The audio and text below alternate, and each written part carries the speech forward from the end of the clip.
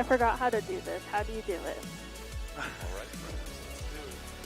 Left foot first, then right foot, then left foot.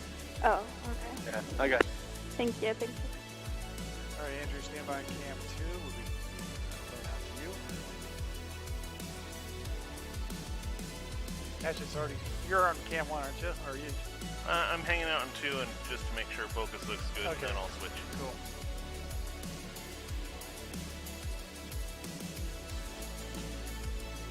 Everybody's stacking near the door for a quick exit. Tell the Broncos today. Game doesn't start for 45 Ready 2, minutes. dissolve 2. Intro, 2, 3, 4. ESK. What's up, everybody? How are we doing today? So pumped that you're here. Everybody online, we're loving that you're with us today. So let's stand. We're going to worship Jesus with all that we have. Here we go. Ready 4. Dissolve 4, stand by 1. First one, breakdown. We worship the God who was. We worship the God who is. We worship the God who evermore will Verse 2. be. Drums in. Cause he opened the prison that doors. He angle parted the four. raging Stand by. seas. My God, he holds the Ready, 4. victory. Dissolve 4. All in. There's joy in the house of the Lord. There's joy in the house of the Lord today. And we won't be quiet. Start your move. We shout out your praise. There's joy in the house of the Lord. Our God is surely in this place. We won't be quiet. We shout out your praise.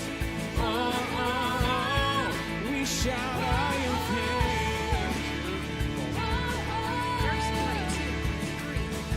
We sing to the God who heals. We sing to the God who saves. We sing to the God who always makes a way. Breakdown. Cause he hung up on that cross, then he rose up from that grave. My God still rolling strong. Ready 4. There's joy in the house of the Lord. There's joy in the house of the Lord today. And we won't be quiet. Go to 3. We shout out your praise. There's joy in the house of the Lord. Our God is surely in this place. We won't be quiet. We shout out your praise. Come on, let's sing this out. 2, 3, 4. We were the beggars. Ready Now 3. we're royalty. We were the prisoners. Ready 2. And now we're running free. We are forgiven, accepted, redeemed by His grace. Stand by Let on the drums. house of the Lord sing praise. Cause we were the beggars. 1 to pull out. Now we're Reset. Perfect. Pull out. royalty. Dissolve We were 1. the prisoners. Now we're running free. 4. We are 4 drums. Dissolve 4. accepted, redeemed 3. by His Dissolve 3. grace. Let the house 31. Push. Dissolve 1. There's joy in the house of the Lord. Ready 4. Overhead cam. Dissolve 4. That's really cool shot. And we Ready won't 3. be Up the quiet. nose. It's okay. We shout Dissolve out 3. your praise. Sorry, guys. Ready 1. Start your move. Dissolve 1. Our God is surely in this place. We won't be quiet. 4. We shout out Shot. Here we go. 4. There's Dissolve joy 4. in the house of the Lord. There's joy Ready 3. in the house of the Lord Dissolve 3. today. And we won't be Ready quiet. 1. We shout out your praise. There's joy in the house of the Lord. Our God is surely in this place. Dissolve 3. We won't be quiet. Ready 4. We shout out your praise. Ready 1. Oh, oh, oh. We shout out your praise. Yeah. Ready 3. We shout out your praise. 1 to Miranda. We shout out your praise. 1 to 4 first. 4. We Now shout 2. out your Dissolve 2. Dave might say something and Miranda's got to sing Amen. something. Let's continue to sing together. 3, 4. Ready 1. And reset. I'll get you. Reset. Okay, here we go. 1. Dissolve 1. Oh, all 3. And then we're going to go back Verse to Miranda on 1. 1, 2, Ready, 1, is all 3, 1. 4. In the darkness, we were waiting without hope, without Or I'm trusting you on that light shot. I don't know what from you got going on heaven there, you came but okay, I got it for. Go back to it for. Ready, 4, start your move. to fulfill the law and prophets. To a virgin came the word from a go to throne of endless 1. glory It's all 1. to a cradle Turn around. in the dirt. 3 and keys. Here we go. 3. Ready, 3. It's all 3. Chorus. 1 reset. Go back 3, wide. 4. Now do a push. Push on Miranda. Ready, 1. It's all 1. Praise the Son, There we go. Thank you. praise Ready, 4. the Stand by Spirit. 4. There we go. So it's all up 4. Stand by 1. Back to Miranda on 1. It's all 1. 3 and guitar. Praise forever to the King of Kings. Verse 2. Ready, 1. Start your move. I like it. Diagonal. To reveal the kingdom coming. Let me get the drums here. Whoever closest I can. Building. All right, ready, 4. It's all 4. Stand by 3 and You drums. did not despise the cross.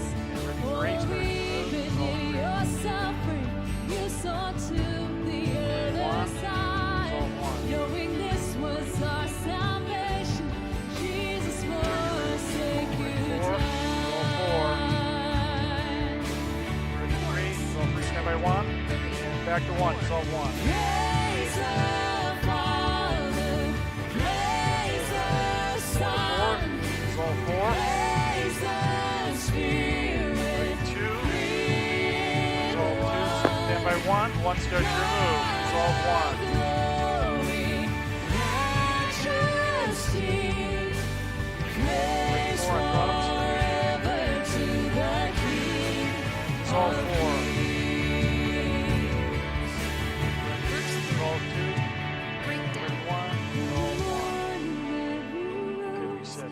All of heaven held its Exactly what I wanted. breath till that stone was Ready, moved 3. for Keep the slow good. push. I'm going to go For keys the on 3. And Lamb back to 1. Stand by conquered 3. death. And alive. And And now. the dead Back rose to from 1. their tombs, and the angels stood in awe. For start the your move. souls of all who It's all 4. come to the Father are restored. And the Church of Christ was born. It's all 1. And the Spirit Start flowing out. of Drums faith. here, 1. Now this gospel Stand by 4 on drums. shall not Pulling the live, drum on 4. shall not fade. Alright, ready? By His 3. It's all 3. His Stand by 1. It's all 1. 4. It's all 4. Ready, 2. It's all 2. Ready, 1. It's all 1. Ready, 4. A little bit late on the drums. I'll get them in there. Ready, 4. It's all 4. Ready, 3. It's all 3. Ready, 1. It's all 1.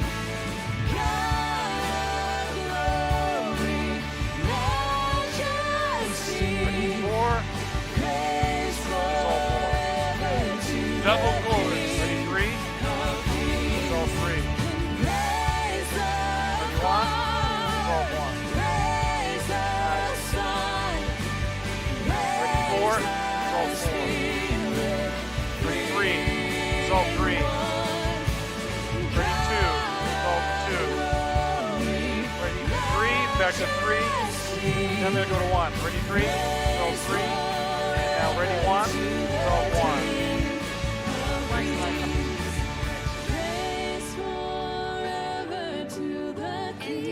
It's going to lead the song. 2. And I'm going to go to 2. Intro. 2. Nice. 3. 4.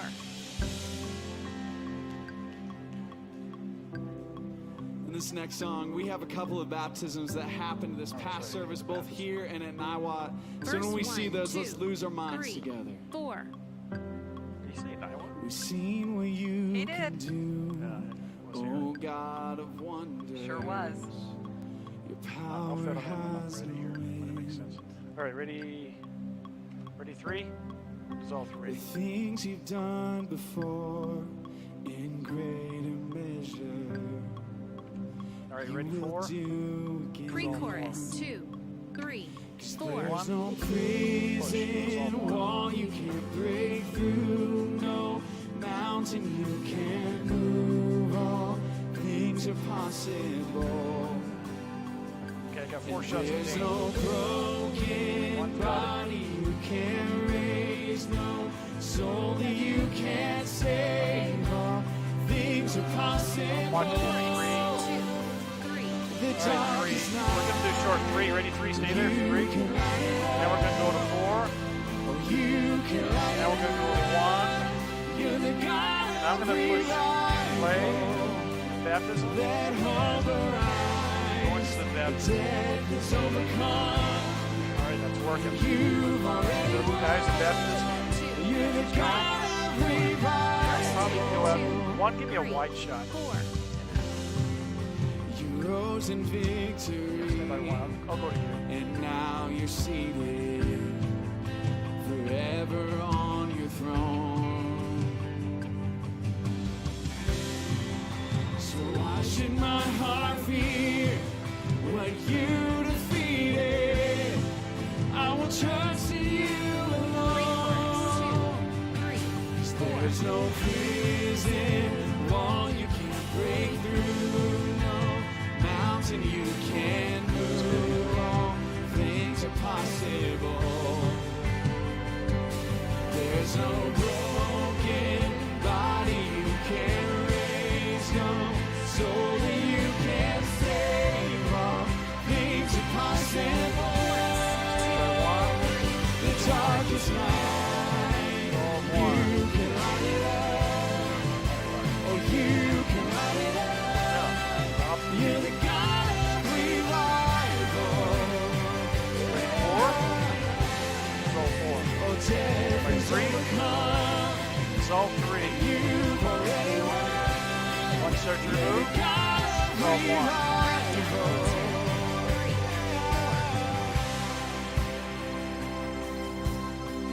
Let's sing these words over our families, over the city, over our church. Sing this out. Come awaken your people. Bridge. 2, 3, 4. Come Let's go to 4. awaken your Dissolve 4. people. Come awaken the city. Sorry, Katie, a little bit windy. Oh God of revival, pour All right, it 1, give me out, Miranda. pour it out. Every stronghold will crumble. I hear the chains hit the ground. Dissolve 1. Oh God of revival, pour it out, pour it out. Come awaken your people. Come awaken the city. 1. Pulling out. Here we go. Oh God of Dissolve 1. revival, pour it out. pour Let's start it building. Every stronghold will crumble. I hear Oh, the let's do chains 3. hit 3. the 3. Dissolve 3. ground. Oh God of revival, pour it out. Come on, come on. The darkest 1. night, you can light it up. Oh, you 3. can 1 light to it 3. up. Dissolve 3. You're the God of 1. Start pulling out. Dissolve 1. Let hope arise. Yeah, by 4 and drop. Is overcome. And you've By 4. already Dissolve 4. You're the Walk God around. of 9. We get to this bridge. I need everything. Dissolve 3. Ready? 1.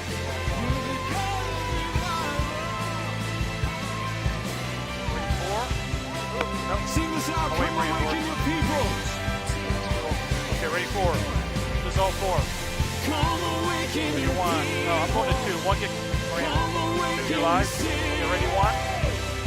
Start pulling out. Dissolve 1. Pour it out. Pour it out. Ready? Every 3. stronghold will crumble. I hear the chains Ready? hit 4 and the drop. ground. Dissolve 4. You walk around. Oh God of revival, pour it Ready? 1. Back to 1. Dissolve 1. Come awaken Two, your dissolve 2. people.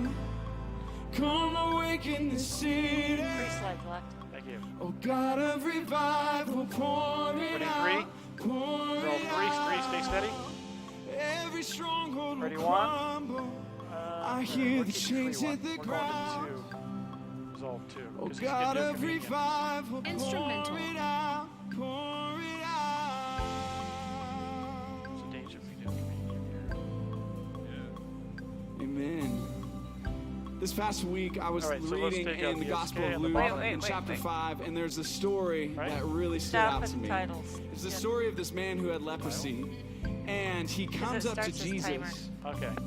And You don't- yeah, Jesus like, I is guess in this you crowd don't with have all to these put it people. He in. comes up to him, and that would be As long as something it's that would clicked be on. Okay, I'm gonna take it out countercultural now. because people with leprosy were then usually you'll- by their own. They were quarantined. They were off by themselves. And he comes up to Jesus, and he asks him, he says, Jesus, if you are willing, will you heal me? And I don't know about you, but there's a lot of times when I think about when people ask me if I'm willing to do something, usually it's like, hey, Dane, would you be willing to pick me up at 3 in the morning from the airport?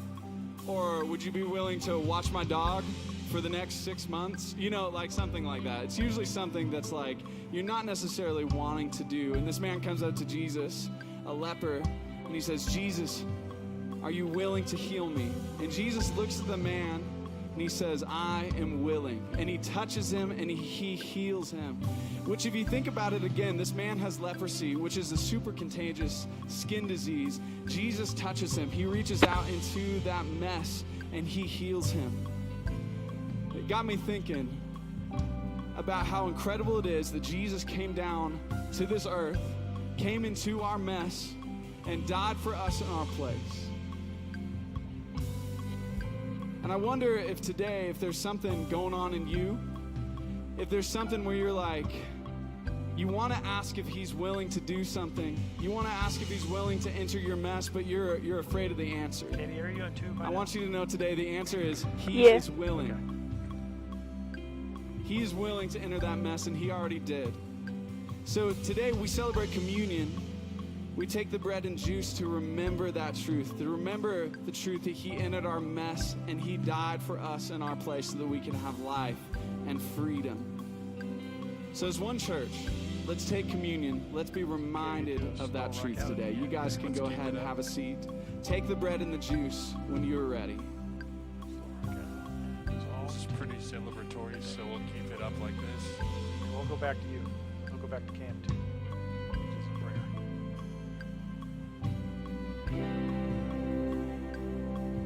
Take it, Aaron, if you would.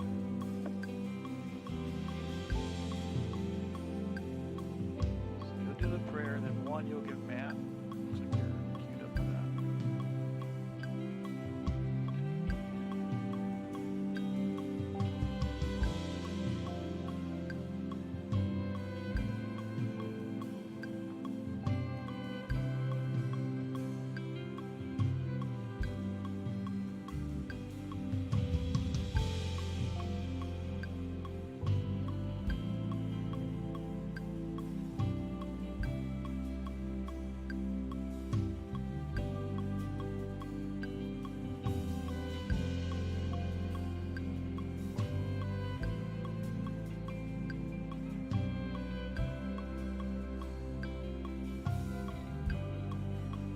And Anybody too? Dave, as far as the pictures go for the Shine Prom, I would not put it in for, let him talk a little bit before you put it in. Okay, we're going to It's swell ready out to? of this to that. Swell out.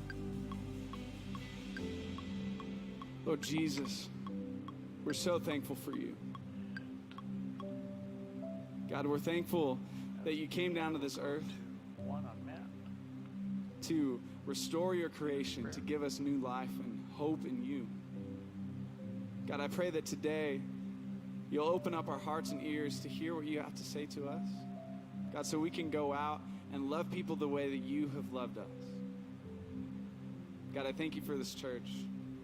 I thank you that we get to gather like this and get to worship you. And Katie, when he's done, and do a slow rock out too, please. God, you are good. You are holy. It's in your powerful name that we pray. Amen. And a slow rock out and go Hey, right to man. one. Good morning. How we Cool. doing, Fred Thank Campus? you. You awake? Okay. Title slides in. Title. Kind of. Everybody at Niwot Campus, thanks for being with us. Everybody online, thanks for hanging out.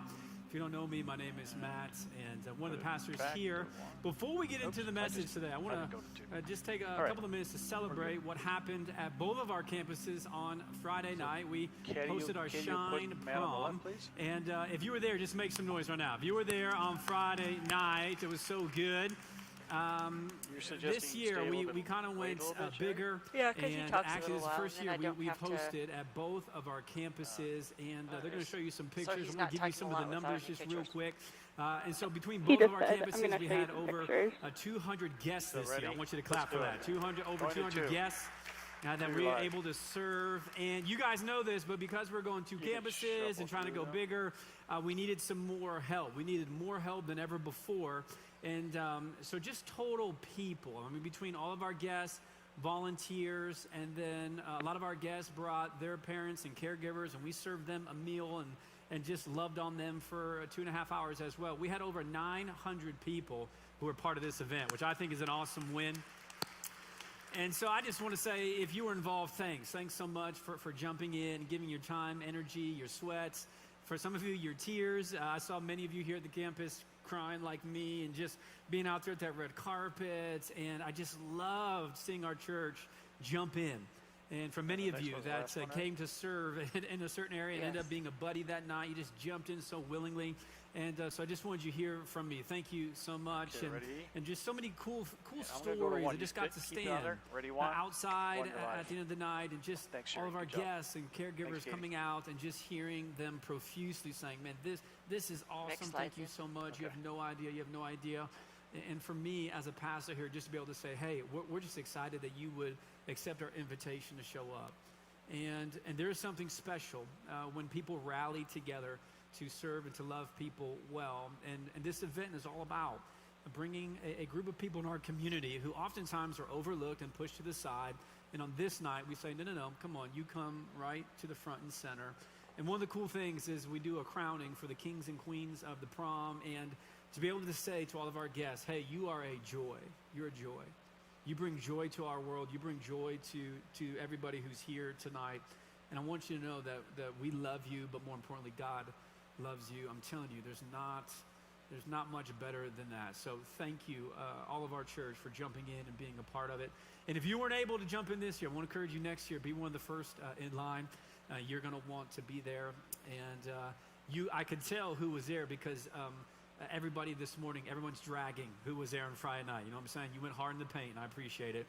Also, some of you, I saw you out on the dance floor. You got a year to learn how to dance, okay? And come back next year and do a little better. Some of you, sad. Okay, anyways, I'm glad that you're here. If you're a guest, if you're visiting with us, again, we're stoked that you would spend an hour of your Sunday with us. We're in this series that is called Values, talking about the values of our church.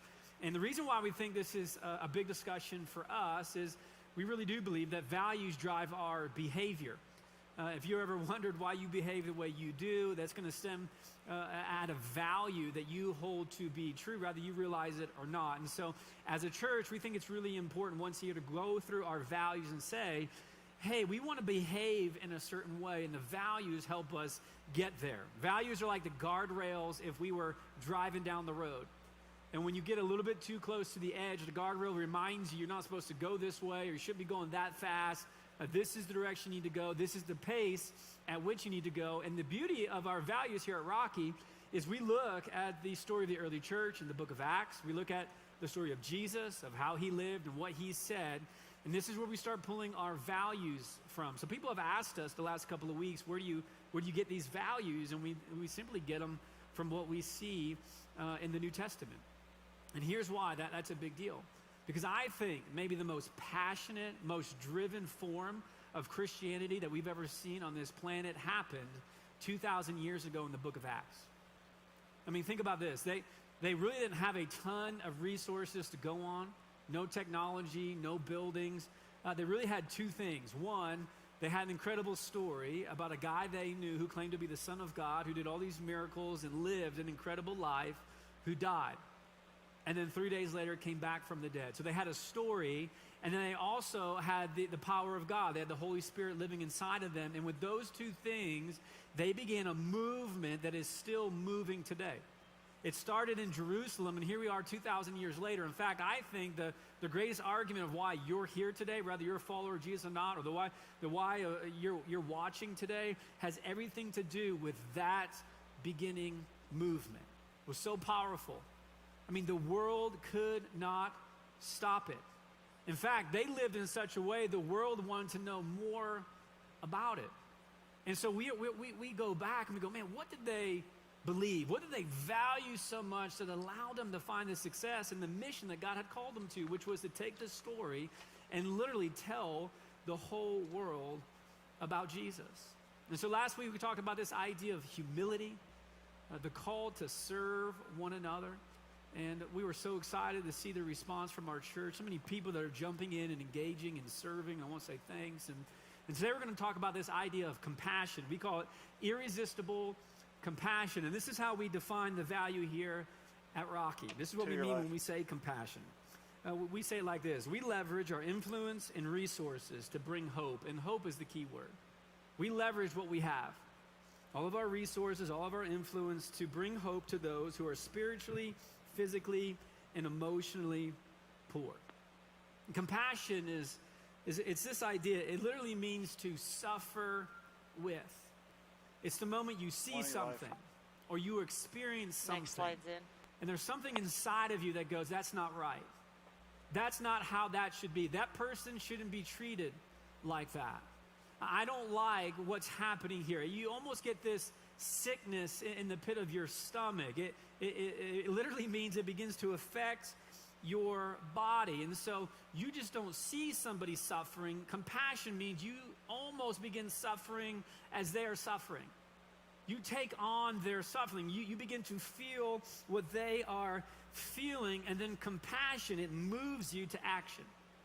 It moves you into saying, you know what, I'm not good with this. I'm going to do something. I have to do something. I have to say something. I have to move in that person's direction. It's a movement value. I feel something because I feel it so deeply. Now I have to do something with it.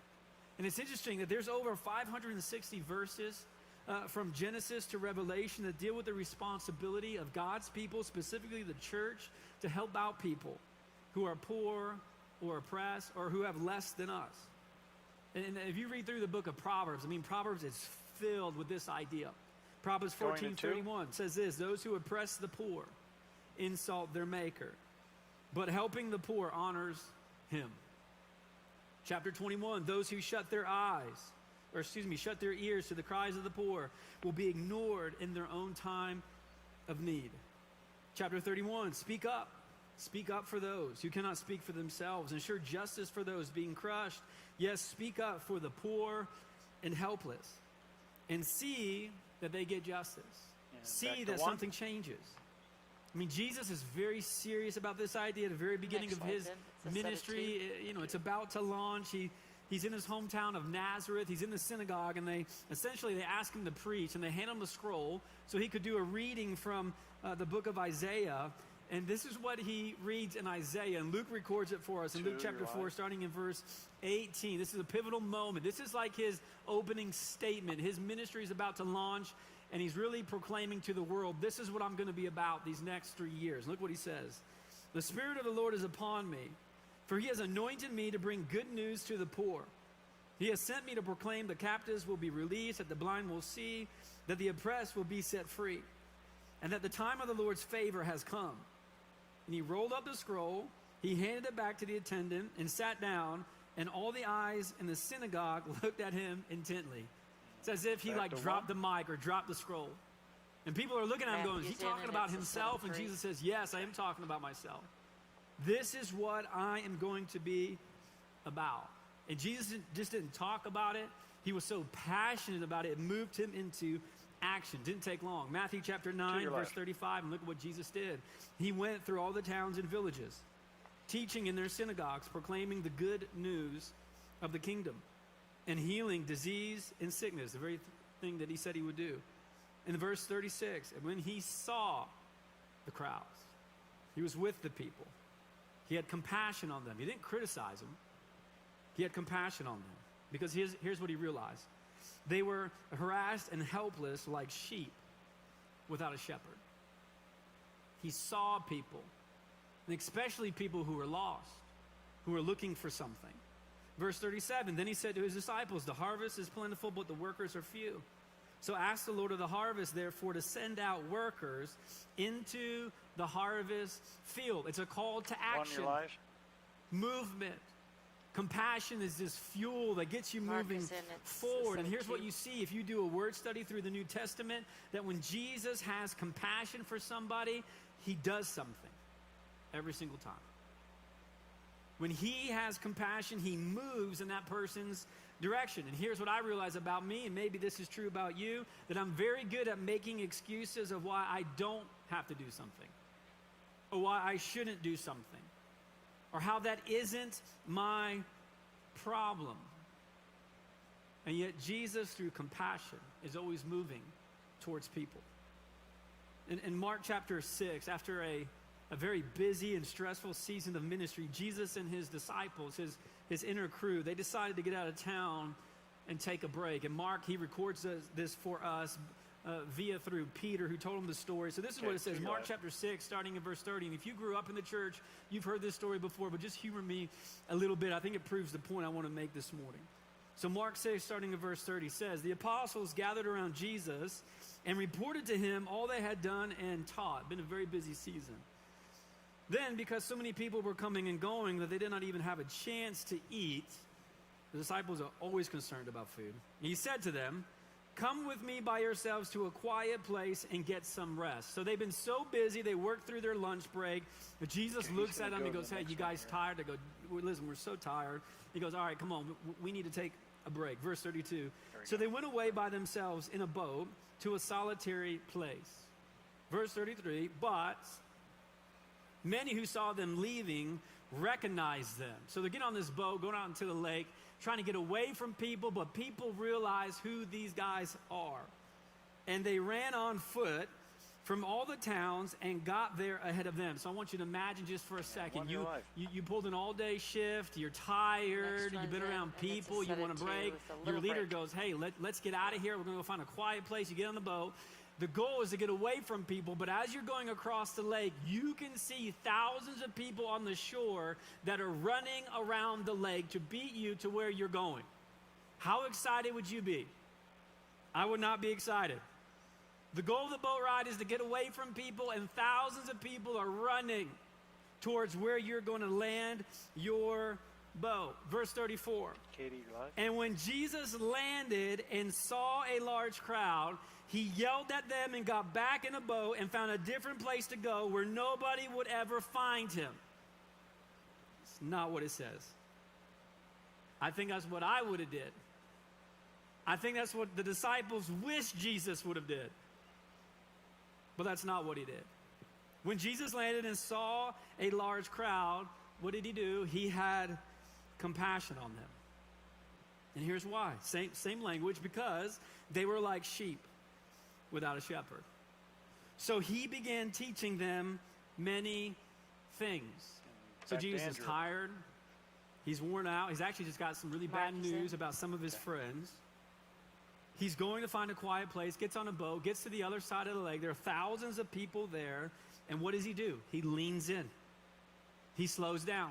He decides to be present with the crowd because he sees the people in the crowd. Now, just imagine for a sec, you're the disciple, you've been going at it all day, you miss lunch, so you're ticked about that, you're looking forward to dinner, you get in the boat, we're going to a quiet place, this is what I've been thinking about all day, you land on the other side, there's thousands of people, and Jesus starts preaching, which is the last thing you want. That's the last thing you would want, because now Jesus is preaching, you're thinking, Jesus, you got to wrap this up. All right, we've been going all day. This has got to be one of those 10-minute sermons. All right, get through it, and let's keep moving on to get to where we need to get to. And that's what I would be thinking. And if you were there, you would be thinking the same thing as well. But look at this. They spent so much time. Verse 35. By this time, it was late. We worked through lunch. Now we're about to work through dinner. And so his disciples came to him and said to Jesus, hey, this is a remote place. And it's already very late. That's code for wrap it up. Verse 36. Here's what you should do. You should send these people away so they can go to the surrounding countryside and villages and buy themselves something to eat. So the disciples get to Jesus in the middle of his sermon, and they're going, let's go. You got to wrap this up because we see a need that is coming. You have spent so much time with these people that we're about to get into dinner time. And it is very late. We already missed lunch, and we don't want to miss dinner. And we don't want to have to deal with feeding all of these people. We see a need. We don't want to have to meet it. So wrap it up and send these people away. There are thousands of people. And I love what Jesus says, verse 37. Here's his response. But Jesus answered, you give them something to eat. Which I would have replied, is this really the Son of God we're talking to right here? Jesus, are you serious? There's thousands of people. You want me to give them something to eat? No. How about you stop talking so much and let's let them figure out what they are going to eat. But he answered, no, you give them something to eat. And they said to him, and here come the excuses, and these are the excuses that we would give. Jesus, that's going to cost so much money. It would cost about half of our year's wage. And then they double down and they say, are we going to spend that much money on bread? I mean, is that even wise? Jesus, that's going to cost so much money. Listen, just send them away, because if you keep teaching and they stay here for dinner, then we're on the hook for feeding all these people. And do you really want us to use our money? We don't even have a lot of money, but do you want to use half of our year's wages for this one meal, just to give these people something to eat? We see the price it's going to cost. Okay. And the disciples are saying, we don't want to pay it. You're lying? We don't even know if that's smart. In verse 38, Jesus goes, well, how many loaves do you have? I mean, he just keeps leaning in with these guys. Well, how much food do you have? And which I would respond by saying, not enough. What do you mean? We're not even close. Well, how many loaves do you have? And they go, we don't know. And he says, well, go and see. Go figure it out. What do you have? And when they found out, they said, all right, here's the deal. We got 5 loaves of bread and we have 2 fish. Meaning, Jesus, we don't have enough. There's thousands of people here. And here's the point I think Jesus is leaning in and trying to make with his guys. Listen, guys, just because you don't have enough food for everyone doesn't mean that you don't have some food for someone. Okay. See, you've already talked yourself out of it because you think the number is too great. And I see this all the time in the context of our world and our culture. When we can't do something for everybody, then we don't do something for somebody. Why? Because we say, we want to be fair. Guess what? Life's not fair. Life's not fair. And Jesus is taking the excuses out of the hands of the disciples who are going, we don't have enough food and we don't really want to pay what's going to cost to get food for everybody. And Jesus says, stop making excuses and let me see what you have. What do you have? And they go, we don't know. And he goes, well, find out. Find out. And they come back with 5 loaves and 2 fishes. Here's what Jesus is saying. Listen, I know you don't have enough for everybody, but you're going to do for one what you wish you could do for everyone. Because it'll matter to somebody. Jesus, we don't have enough money. We can't take care of everything. And Jesus says, that's fine. How much do you have? We have 5 loaves and 2 fish. Jesus goes, that'll do. That'll help somebody. Jesus, there's 5,000 people. I know. But you still have something.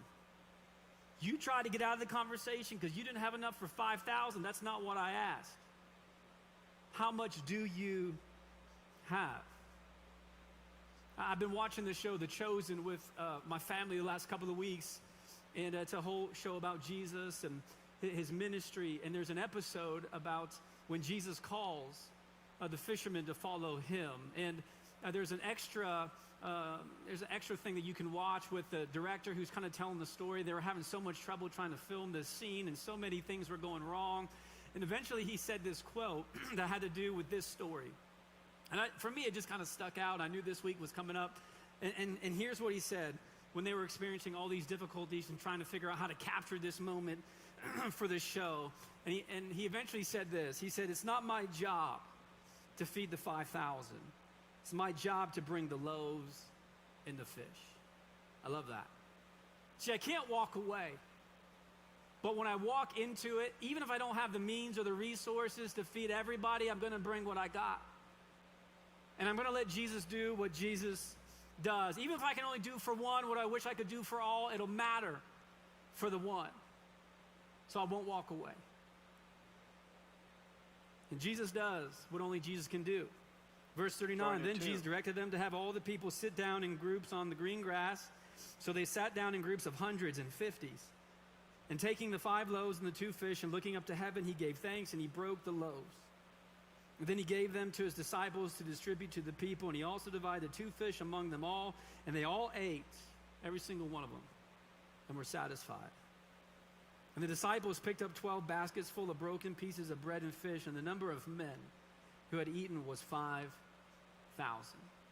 One in your life? And if Jesus was here and you asked Jesus, what does compassion look like? I think that he would say something like this. This is what compassion looks like. When you see a need that you can meet and you meet it. That's compassion. Compassion looks like this. When you see a price tag that somebody else can't pay and you can, you pay it. That's compassion. Compassion is when you see a situation that you didn't start, but you know you can make a difference in. Compassion is when you choose to engage instead of walking away. And here's the thing. If you're a Christian this morning, if you're a follower of Jesus, you got to lean in here just for a second. And if you're not, you can sit back, although I think these are good principles to apply in your life. But if you're a follower of Jesus, there's some strong language that then come from other New Testament writers who witnessed the compassion of Jesus when he was on this planet. They begin to take the teachings of Jesus and then how Jesus lived and begin looking at our behavior as followers of him.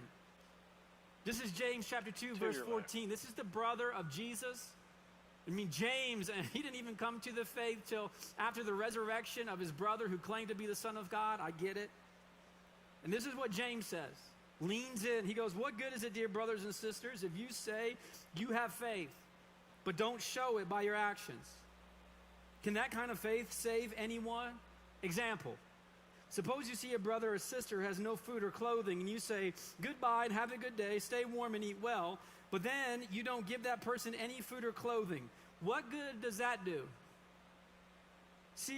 You see, faith by itself isn't enough. Unless it produces good deeds, it is, and this is strong language, it is dead and useless. One in your life. John, who was there that First day, John is in there. who saw the miracle of feeding the 5,000, writes this in 1 John 3. Same idea. He says this, if someone has enough money to live well and sees a brother or sister in need but shows no compassion, look what he says. How can God's love be in that person? So John takes the idea of being compassionate and being a follower of Jesus. Then he goes back to John 13 and John 15 where Jesus says, I will know you are my disciple by how you love people. One in your life. So John brings in these two ideas. He goes, listen, God is compassionate and he is able to determine if we are his followers by how we love. So John goes, listen, how can you say you love God and you're a follower of him and yet have no compassion? And this is what John says. I don't say John does. John will look you right in the face and say, I don't think you know God. Now, I'm a follower of Jesus. And John would say, no, you're not, because there's no compassion in your life. I just saw you walk away from a need that you could have met, but you didn't do it. I just watched you see a price tag that you could have paid, but you didn't. I just saw you witness something that wasn't right, and instead of you walking towards it with compassion, you walked away. And John would say, I don't think God's love is inside of you. And if God's love is not inside of you, then friends, you're not a follower of God. James and John and many other New Testament writers, they keep writing about this idea. They go, what good is your faith if you have no compassion? And the question that the world is asking of you, if you're a follower of Jesus, and what I think our communities are asking about our church, here's the question. People are going to ask this question at your funeral anyway, so you might as well start answering it now. Here it is. Do people know I care? Do people know I care? Do the people in our communities know that we care. And if you are a person with compassion, then the answer will always be yes. But here's what I find, and this is because of the world in which we live, all right? We live in this culture right now that is hypersensitive and hypercritical, and there are so many people that are sitting on the sidelines and up in the stands who are offering their opinion and advice about how things should be, but are never willing to get in there and make a difference. And the church should never be like that.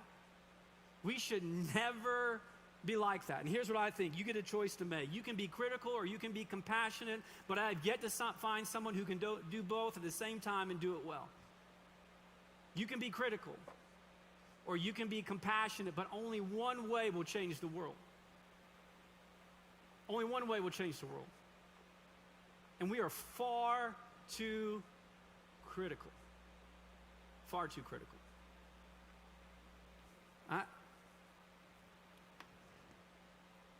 I just feel like in our culture today, if we would get off the keyboard, and if we would go take the same approach that Jesus took, you might very well get the thing that you want. You might get it. You might see a change in our country. You might see a change in how people behave. But here's the thing. Nobody is ever going to change what they believe, and no one's ever going to change what they do until they come to a conclusion that you care about them. And when you're critical, that does not come across like you care about them. People are asking the question, do you care? And if they come to the conclusion that you don't care, they're not going to listen to what you say, meaning that you're not going to be promoting any change in our country or our world. You can get on Facebook all you want, talk about how our country's going, to that place in a handbasket, but I'm just telling you, it ain't going to make a difference. If you want to make a difference, then you got to get out there with people. You have to sit down. You got to get to know their story and understand where they're coming from. You got to get to a place in the relationship where that person could actually look at you and go, I think you care about me. And you don't even believe the same thing I believe. This was the approach of Jesus. You can be critical or compassionate, but only one changes the world. Being critical was not the approach the early church took. They were being drugged to the Colosseum and being martyred for their faith, and they were not critical. It got to a place many times in their life where it was illegal to be a follower of Jesus, and yet they were not critical. They continued to be compassionate because they saw what Jesus saw, people who were lost, who didn't know the story. And they thought the most important thing was for the people to hear the story, so they chose to be compassionate, even as they were being led to their death.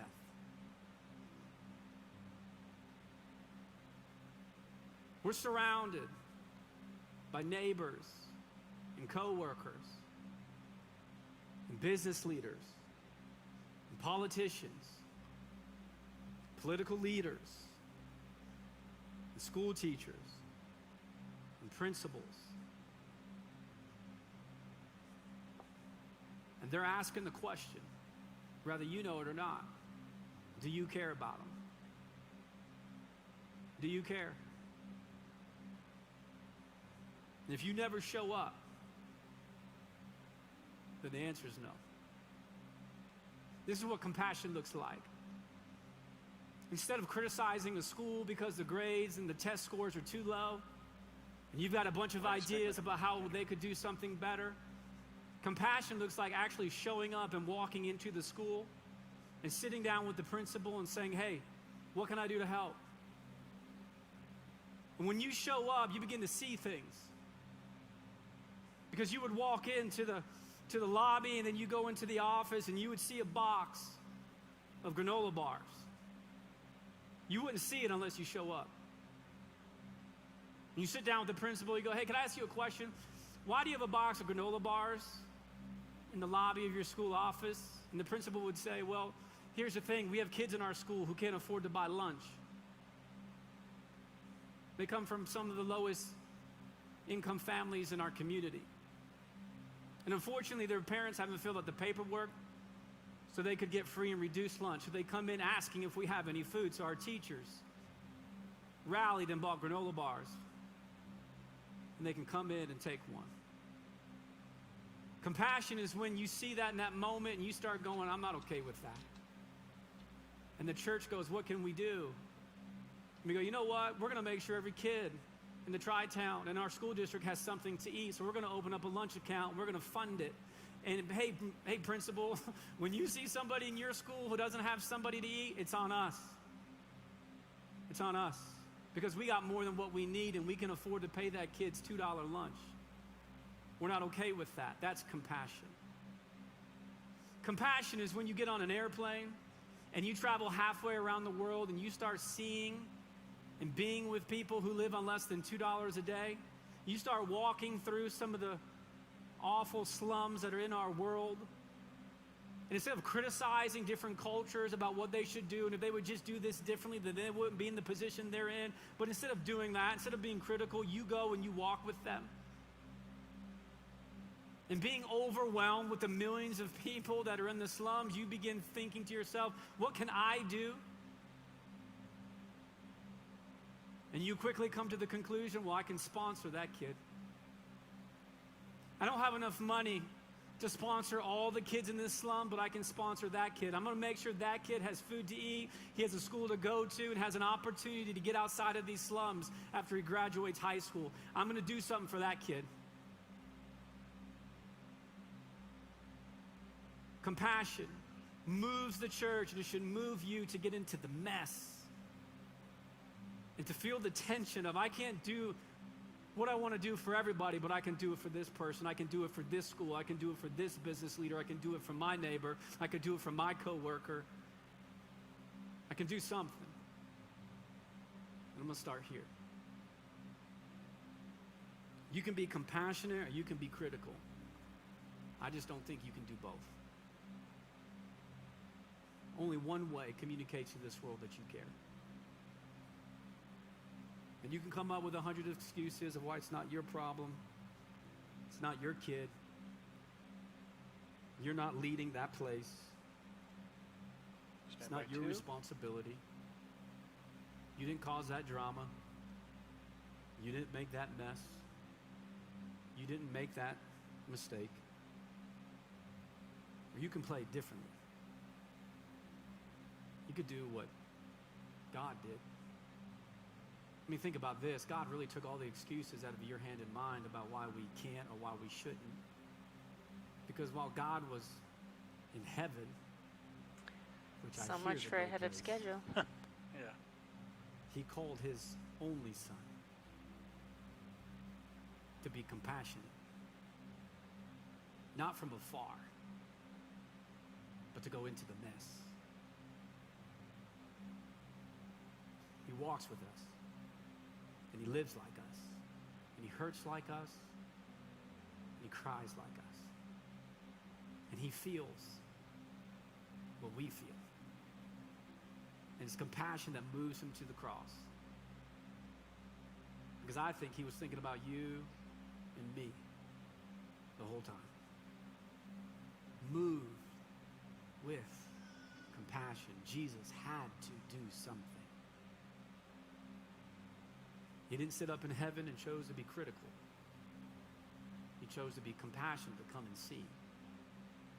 And what would be required would be his life. Definitely elaborating. And what would happen if a group of people who claim to be followers of Jesus would choose to be compassionate? To see people that don't know Jesus and to realize that they're in need of a better story, and would be moved into action. People that when they see a need, if they can meet it, they will. People that when they see a price tag that somebody else can't pay and they can, they'll pay it. People that even when nobody's asking them, when they see something that isn't right, they'll move towards it, not away from it. Because that's what Jesus did for us. Irresistible compassion. Leveraging all we have thought he was going to read that last scripture. Everything I'm sure we've he'll been pick given. it up and read it here pretty soon. So one more person Pick up the tablet. might experience the hope of the gospel. Let me pray for us. No, he's not going to do it. Father, I pray that you would Interesting. encourage your church this morning and remind us and challenge us to see the world as you see it. So after the prayer, he'll do announcements. Not a place that we create distance from and And then are dismissal. critical of, but a world that you leaned into, that you engaged with, that when presented with the opportunity to meet a need, you did it. A lesson that was so difficult for your disciples to learn. And I pray that you would help us to see our neighbors and co-workers, our friends and our family, that we would see our enemies. We would see people in leadership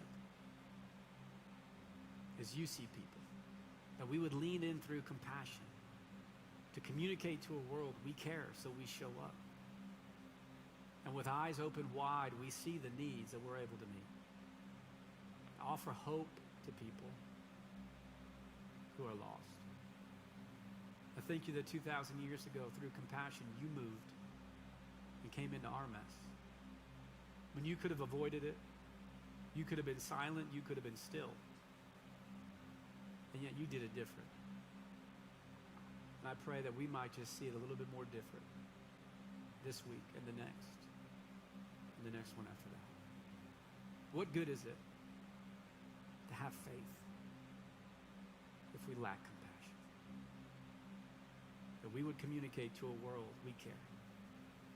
That's why we're here. We love you. We thank you for Jesus, and it's in his name we pray. Amen. Fred Campus, two quick things before you go. One, if you were out last week and you would like to jump in with one of our serving teams, you can go to our website today, rocky.church/thisweek, has the registration. We'd love to help you jump into one of our serving groups. And then here's a cool win for us. A couple of weeks ago, we took an extra percentage of our offering, and we let you guys know that. Usually we give 10% to our global local impact budget, and that week we're taking an extra 10%. We're going to be using that money to give towards the relief efforts in Afghanistan and also with Hurricane Ida. And I'm excited to let you guys know this week we're going to be sending out two $20,000 checks to those organizations. So I think it's an awesome win for our church. So thank you so much. Love that. I love when our church rises to the occasion, asking the question, how can we help? And I'm super excited to see how that money will be used as we continue, those organizations continue the relief efforts there. I hope you have a good rest of the day. Thanks for hanging out with us. I hope your football team does well. Done. Have a good week. We'll see you back next Sunday. All right. Bye-bye. CD send me dismissal. And there we go. Katie and Andrew, I really appreciate it. I always enjoy working with you guys. Do great camera work. Thank you very much. Thanks, Jen. Thanks, Sherry. Always fun working with you. And thanks, Dave.